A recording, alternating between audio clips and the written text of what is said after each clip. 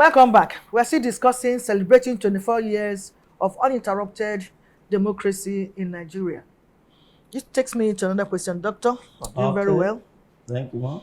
So now, for number, what are the inputs of successive presidents in Nigeria since the advent of democracy? Maybe we'll go to the chronologies now, somehow. That particular topic is very interesting. The inputs of the past administration till date. Yeah. Anyway, we want to look at it, the whole scenario.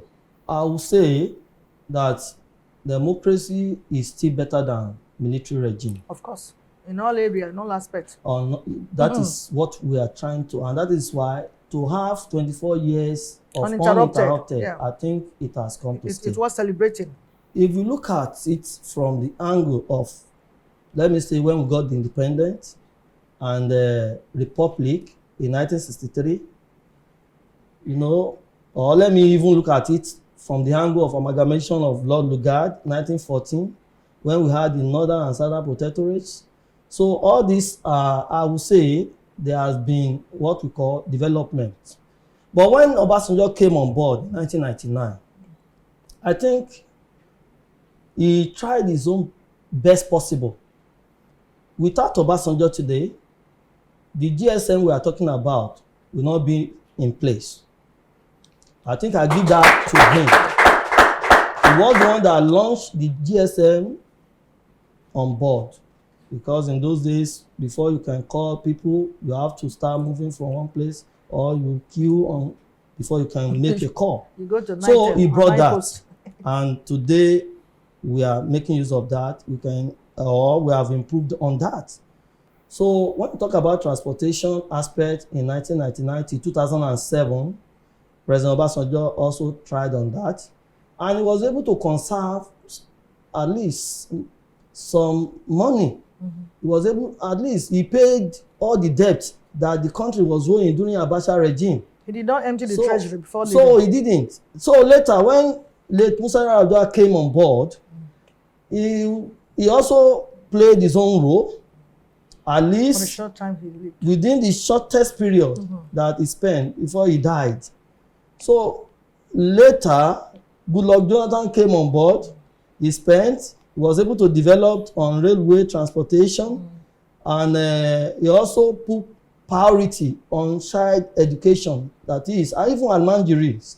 He was able to do something like that. So when you look at it, when Jonathan contested again, he lost, and our president, the present president, Muhammadu Buhari, came on board. He also intensified his own effort. I think when you talk about insecurity, I think he was able to at least reduce it to some extent. He put that one in place. Which other one? The railway transportation. Buhari also improved on that. At least there is a lot of development. To me, I believe democracy has really given us a lot of inputs in the development, transportation, in international recognition and all the rest, but we have not gotten there. We are still improving. So our hope now is that maybe the new president will also intensify effort in trying to put all those loopholes and try to at least solve some problems in terms of economic and social development in the country. I think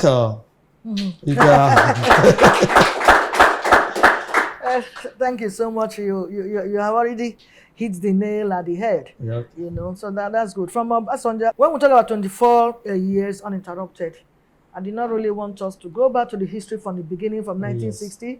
But it's good so that you too can also understand, because most of the children we have now don't even know much about that. But I'm actually referring from 1999 to date. If you calculate it, it's going to give you 24 years. Yes. Our Olusegun Obasanjo, as the first president, when he was head of state at the ministry, so his second time, his first president. From him to the present time, that's the military has not interrupted the leadership of government. He led us for 8 good years. Olusegun Obasanjo, 8 years.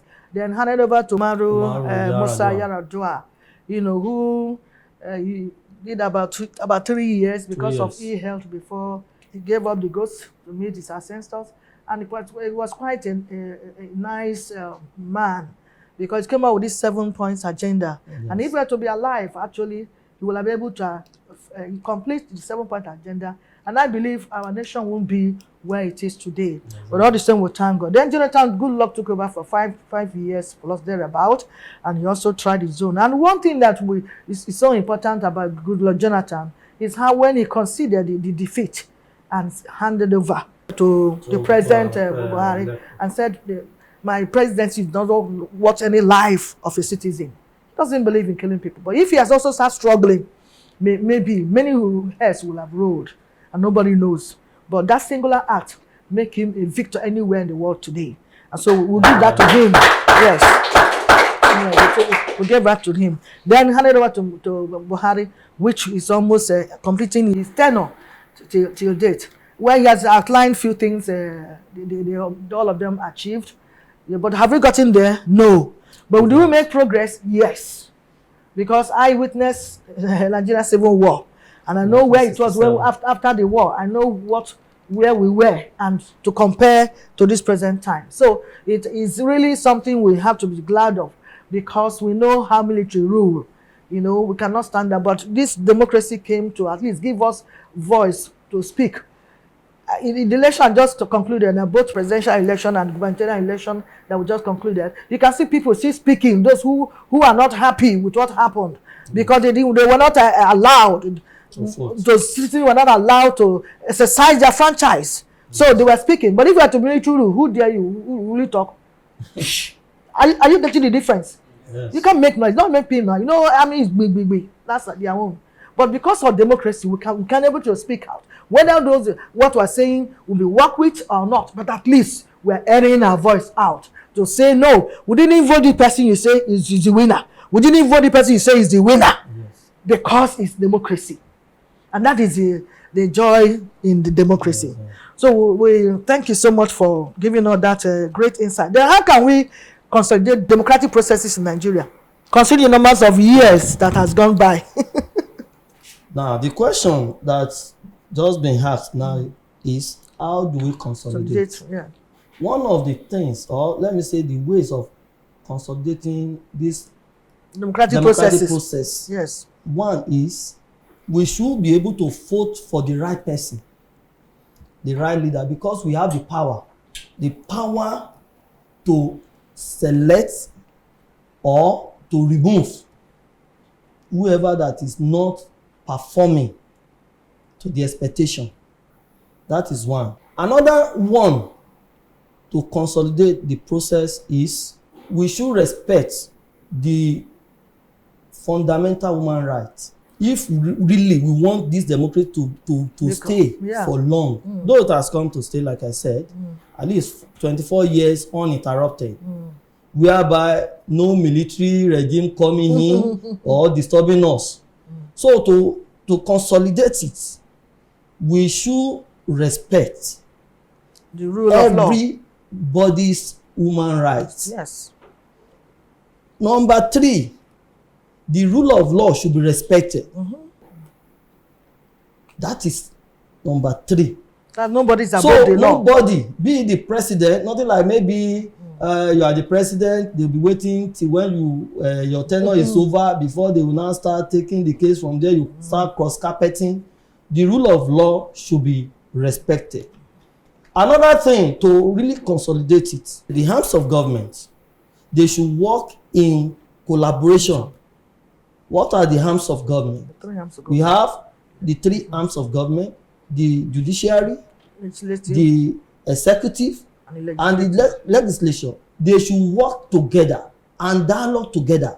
If they work together and there's no problem, definitely the democratic process that we are talking about will be consolidated in the country. Yes. Another one is, military should be discouraged, because, you know, just like the presenter said, if it were to be military regime, all these things that we witness, people talking, people saying their view, having freedom of speech, expressing their grievances, definitely it won't work.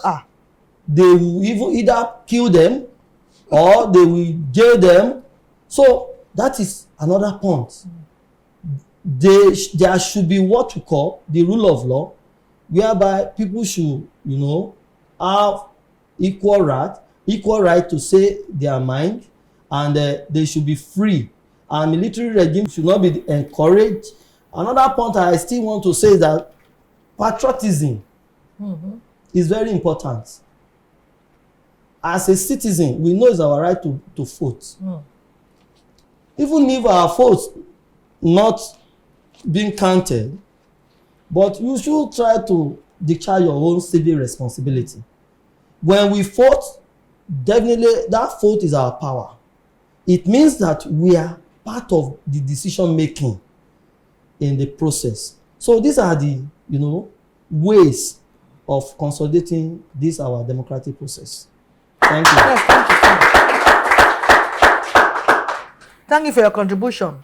Our mind should be respected too. Our decisions should be respected as the citizens should be respected. Because this last election, it really went haywire, honestly. We were so assured that our decision will count, that our vote will count. We were so sure. The youths, because I'm a youth ambassador, and I have to say it very clear here. The youths are so sure that their decision will count. But we were disappointed that didn't allow. And if you say this government, democracy is government for the people, by the people, and of the people, then you should allow the people to make their choice. What we experience now is imposition of leadership. They impose leaders against the wish of the youths, against the wish of the people. And the youths are my majority. So going forward, let us practice democracy the way it's supposed to be. Let's allow the people to make their choice. We must allow people to make their choice. And their choice must be respected. We don't want the position of leadership. Otherwise, there's no need for election. So just appoint somebody, then let it be like that. Everybody remain. But if you still are going to let that my vote will count, let it count. If you win in a very right way, kudos. I will celebrate you right here. But if you win by toggery, and you are still celebrating, I mean, you have a conscience. Conscience, prick you. I mean, this is not right. Please, moving forward, democracy has come 24 years in Nigeria uninterrupted. We want it to continue. We don't want the military to interrupt the government. But let us do the right thing. You have spoken well. You see, just like what we are saying, we have not gotten to the level that we expected. But I hope that as time goes on, definitely things will get better. That was moving forward. Yes. See, the only thing there is that we should not be discouraged that maybe we voted and the right person was not there or not elected, because I saw what happened. Because I voted very open. It's very clear to everybody. Intimidation, suppression, involvement of thuggeries, just like what she has said. But we should not be discouraged. We should have that hope that definitely democracy has come to stay, but things will still be better in the nearest future. Yes. Okay, we'll take a break now. Vivid View. Say and do it.